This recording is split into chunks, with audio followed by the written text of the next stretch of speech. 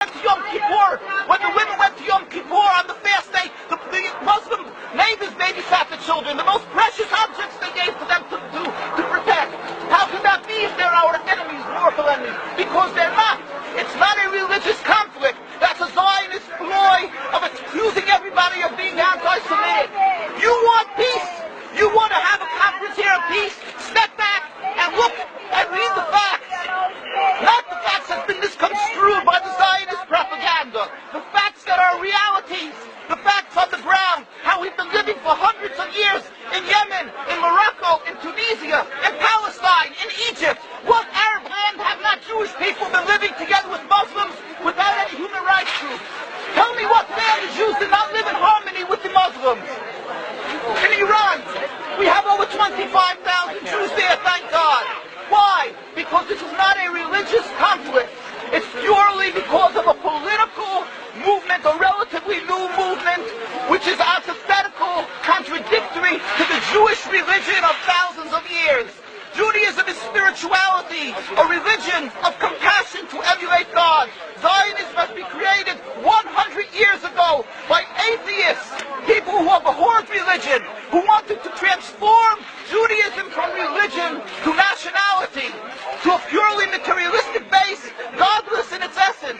That is not Judaism, and they have no right to use the name of Israel. They've usurped our name, they've stolen our symbols, and they've stolen our identity. And they are causing death and destruction, year in and year out, for over 50 years. Death and bloodshed has not stopped because of a pure ideological belief called Zionism. They sacrifice on their idol bodies, human beings, hearts, souls. They rent, they destructed houses, they destructed people's lives. What can we do about this? Let's step back and think. There is a solution with God's help. If we would put away the politics, then we could know that we've been living and coexisting together. We most profusely apologize to the Muslims, to the Arabs, what has been done to them. And then we can return, they make restitution for what has been done to them. And then we will be able to live in harmony. Not an Israeli state, a one Palestinian state. One state that we have been living for hundreds of years. There will be peace. And you will see that this 50 years has been a nightmare, a mirage, and nothing to do. Your fear-mongering, that's what Zionism does. It's panic, going into a theater and yelling, fire, fire, that's what Zionists do. We've been living with the Muslims. We've been living, yes, Ahmadinejad keeps on stating that he does not want to harm the Jews, but the Zionists don't understand Muslims. Of course you don't, because you have an agenda. You want to further Zionism. You want enemies. You want enemies in order to be able to say you're protecting the Jews. We don't want enemies. We want to live in peace. We have been always living in peace with the Muslims, and we will, with God's help, continue to live with them in peace. We implore the participants in this conference, read, step back, study the history truthfully, and see what the true Jewish voice is of hundreds of thousands of Jews who are still true to their religion, whether they're living in Jerusalem, whether they're living in New York. What do these Jews in Williamsburg section of Brooklyn, hundreds of thousands of Jews who are the most God-fearing in the community, why are they all opposed to the state of Israel? Why is that one Israeli flag in Williamsburg, Brooklyn?